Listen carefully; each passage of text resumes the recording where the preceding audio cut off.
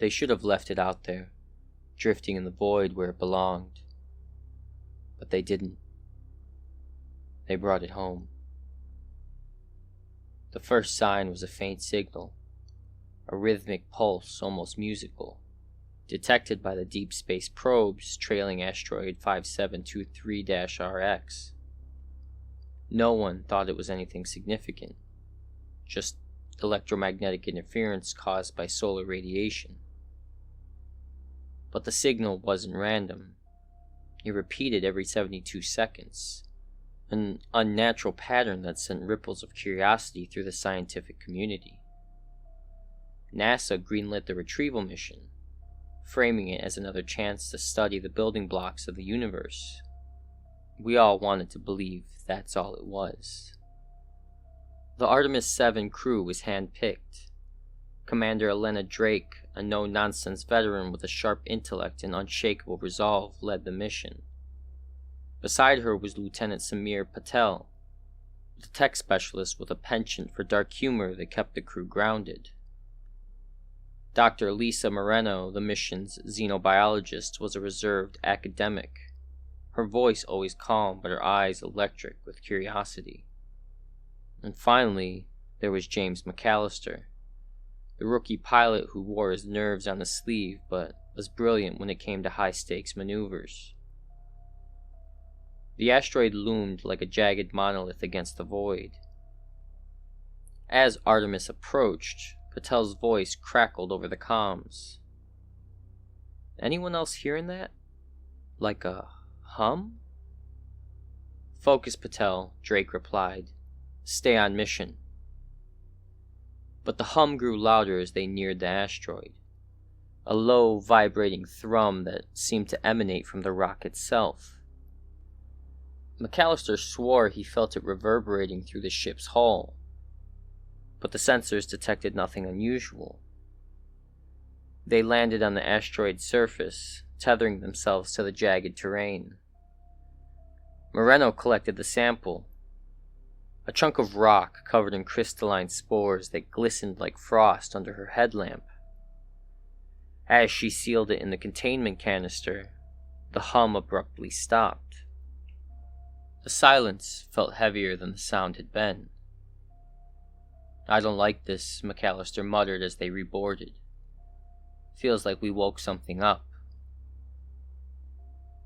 Back on Earth, the sample was transferred to the Tier 4 containment facility, buried miles below the Nevada desert.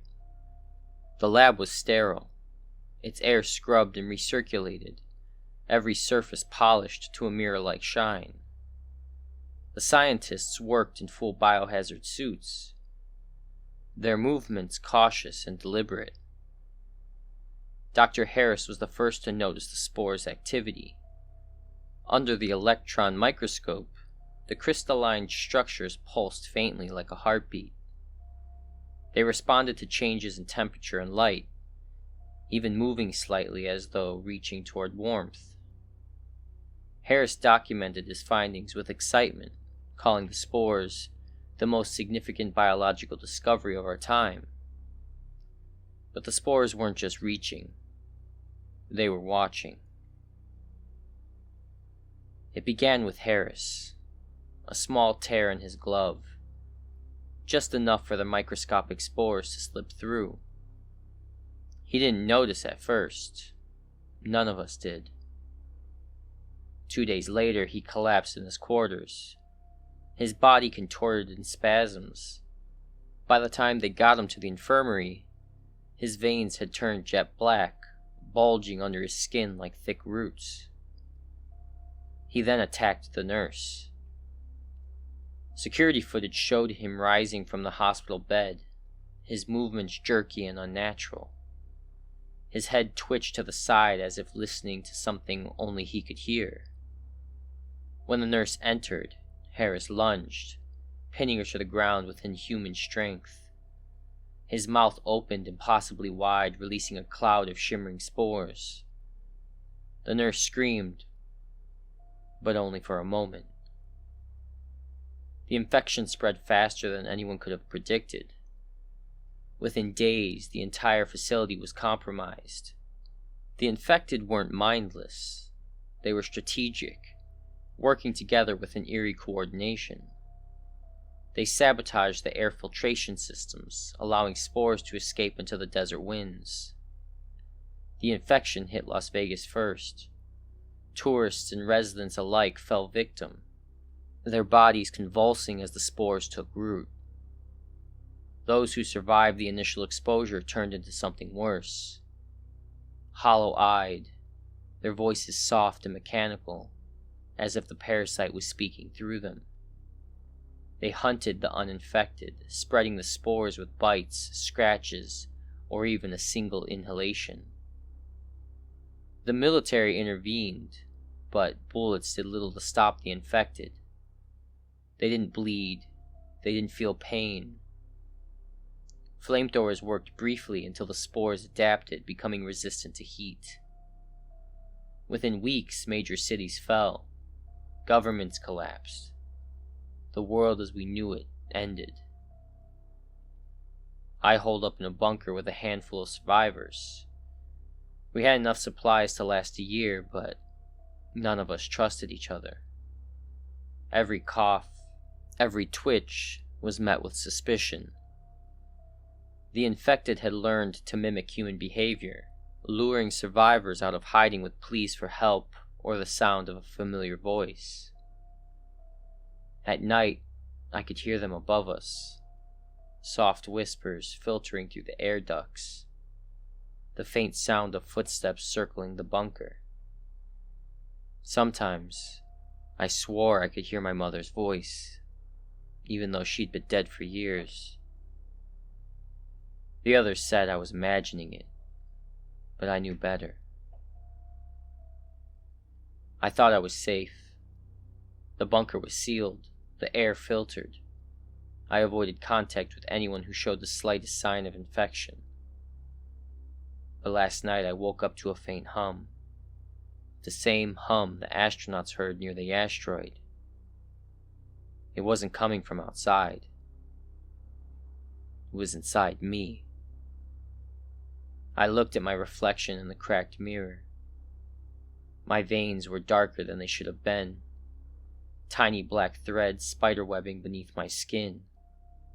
My breath caught in my throat as I realized the truth. The spores weren't just in the air. They were in the food, the water, maybe even dormant inside every survivor. The infection wasn't spreading anymore. It didn't need to. It was waiting. I don't know how much time I have left, but I can feel it, like a second heartbeat pulsing in time with my own. If you find this message, don't look for me. Don't trust anyone. And whatever you do, don't bring anything back from the void. Because some things aren't meant to be found. They should have left it out there, drifting in the void where it belonged. But they didn't. They brought it home. It started as a stupid joke. Just some kids messing around. But we had no idea what we were waking up, or what was waiting for us in the dark. Every town has its legends, right? Ours was the old house at the edge of the woods. It was the kind of place kids dared each other to approach on Halloween, but never actually did. The story was always the same. An old woman lived there, a recluse, people called a witch. Some said she could curse you just by looking at you. Others swore they saw strange lights in her windows at night, or heard whispers coming from the woods around her property. It didn't help that her house looked like something out of a horror movie.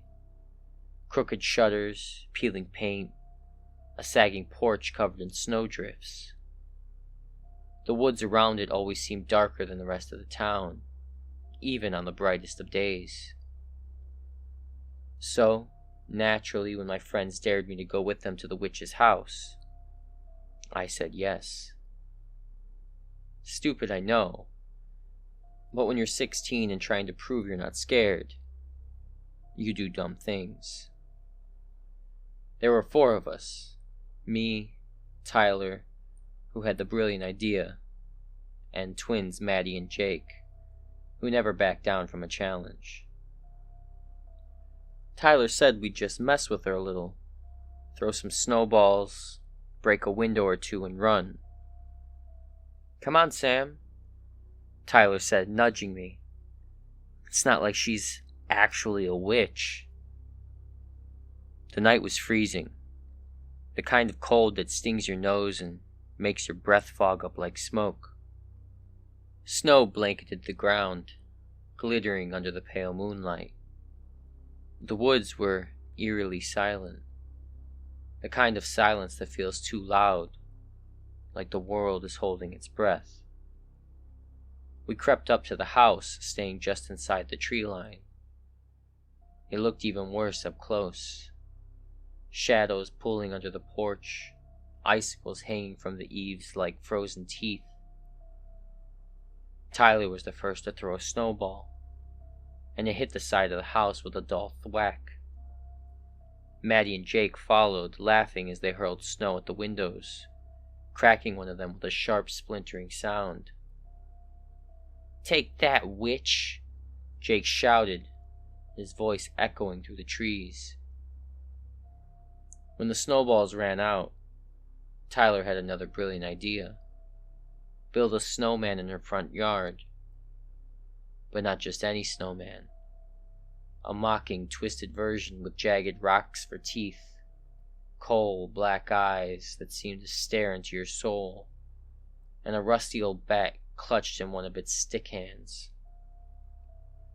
Perfect, Tyler said, stepping back to admire our handiwork. She is totally gonna freak. We didn't stick around to see her reaction. We were too busy laughing, sprinting back through the woods toward town. The sound of our boots crunching on snow, the only noise in the stillness. The next day, everything seemed normal. The house was quiet, and there was no sign of the old woman. We figured she'd seen the snowman, maybe yelled a little, and left it at that. But then Maddie didn't show up at school. Neither did Jake. That night, Tyler and I decided to check on them. We walked to their house, the snow crunching under our boots in the dark. Their mom answered the door, her face pale and tight with worry. "They're both sick," she said, her voice trembling. "Fever, chills, and they keep saying weird things in their sleep. About something watching them." That's when I noticed the footprints. Tracks in the snow leading up to their bedroom window. Huge, misshapen footprints that didn't look human.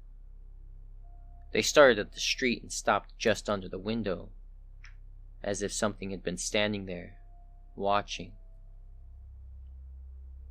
The next night, Tyler and I went back to the witch's house. We told ourselves we just wanted to see if she was home. But really, we wanted answers. The snowman was still there, but something about it was wrong. Its head was tilted to one side as if it were listening. The bat was now raised, like it was about to swing. Did we leave it like that?" Tyler whispered. I didn't answer. I couldn't. My throat felt tight and my heart pounded in my chest. The air around us was colder than before, biting through my coat like a knife. "We should go," I said, grabbing his arm. As we turned to leave, I swear I heard it. A faint crunch like snow shifting underfoot. Tyler froze, his breath clouding the air. Slowly, we turned back. The snowman was closer. We ran. The trees blurred past us, the shadows closing in like living things. I didn't look back, but I could hear it. The heavy, deliberate crunch of footsteps behind us. It wasn't running. It didn't need to. It knew we couldn't escape. When we burst out the woods and into the streetlights of town, the footsteps stopped. We didn't tell anyone what we'd seen. Who'd believe us? A killer snowman? It sounded insane. But the next morning, Tyler didn't show up for school either. When I went to his house, I found his window shattered from the outside. Snow piled in the corner of his room. The snowman was gone. I'm the only one left now. Maddie, Jake, and Tyler are all missing. The snowman doesn't leave tracks anymore. It doesn't need to. It's in my head, whispering to me in the dead of night. Its voice like the rustle of dry leaves. I tried burning it, smashing it, even scattering the pieces, but it always comes back. Sometimes it's in the front yard. Sometimes it's closer. Last night, it was in the hallway outside my bedroom. Its cold black eyes staring through the darkness. And then I realized the truth. The snowman isn't just a curse. It's a warning. The old woman was protecting the town, keeping whatever this thing is trapped on her property. We woke it up. We gave it form. And now it's free. If you're reading this, don't look for me. Don't go near the woods. And whatever you do, don't build a snowman. Because once you give it shape, it will come for you too. They say the eyes are windows to the soul. But what if someone could take yours? What if someone was watching, waiting for that one moment when you'd meet their gaze? I didn't believe the stories. Not until I saw him. The train station was practically deserted that night. The kind of quiet that felt unnatural. The fluorescent lights buzzed overhead, flickering every so often, casting long, shifting shadows across the empty platform. I was the only one waiting for the midnight train, my duffel bag slung over my shoulder, my breath curling in the freezing air. I checked my watch, 12:07. The train was late. Figures. As I paced the platform, I couldn't shake the feeling that I was being watched. It wasn't paranoia. I've traveled enough to know the difference. My skin prickled, my senses hyper-aware. I scanned the shadows, but no one was there. Just the empty station and a distant sound of the wind. When the train finally screeched to a halt, the noise was deafening, breaking the eerie stillness. I stepped onto the nearly empty car and found a seat near the back, dropping my bag onto the floor. The doors hissed shut, and the train lurched forward. I leaned back, trying to shake the unease. And that's when I saw him. He was sitting in the corner of the car, half hidden in shadow. I couldn't tell if he'd been there the whole time or if he'd just appeared. But something about him was off. His face was pale, almost waxy, like a mannequin, and his hands rested perfectly still on his knees. His head was tilted slightly downward, but I could feel his gaze on me, and then I noticed his eyes. They glowed faintly like glass marbles catching the light, shifting with an iridescent sheen. I couldn't look away. It was like they were pulling me in, holding me captive. My heart pounded in my chest as the air around me seemed to grow colder. The train car was silent except for the rhythmic clatter of the wheels against the tracks. I tried to convince myself it was just some weird trick of the light. Maybe he was wearing contacts, or maybe I was just tired. But deep down, I knew better. He didn't blink not once. The train made a stop and a man in a business suit boarded, his briefcase swinging at his side. He nodded at me and took a seat near the front of the car, oblivious to the figure in the corner. For a moment, I felt relief. Maybe I wasn't alone in this. Maybe I was imagining things. But then the businessman glanced toward the stranger. It happened in an instant. His eyes widened, his body stiffened, and he let out a strangled gasp. He clutched at his throat, his briefcase falling to the floor with a loud thud. I wanted to move, to help, but I was frozen in place, paralyzed by fear. The stranger leaned forward, his glass-like eyes glowing brighter, locking onto the businessman. And then, just as suddenly as it began, it was over. The man slumped forward in a seat, motionless, his face pale and slack. His eyes were gone. Not gouged out or bloody, just gone. Smooth, empty sockets stared back where his eyes should have been. I clamped a hand over my mouth to keep from screaming, my entire body trembling. The stranger leaned back into the seat, his movements fluid, almost inhuman. The businessman's body remained slumped, the train rocking gently as it sped through the night.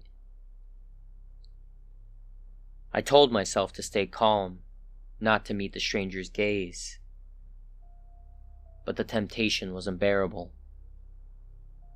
It was like his presence demanded attention, an invisible pull that grew stronger the longer I tried to resist.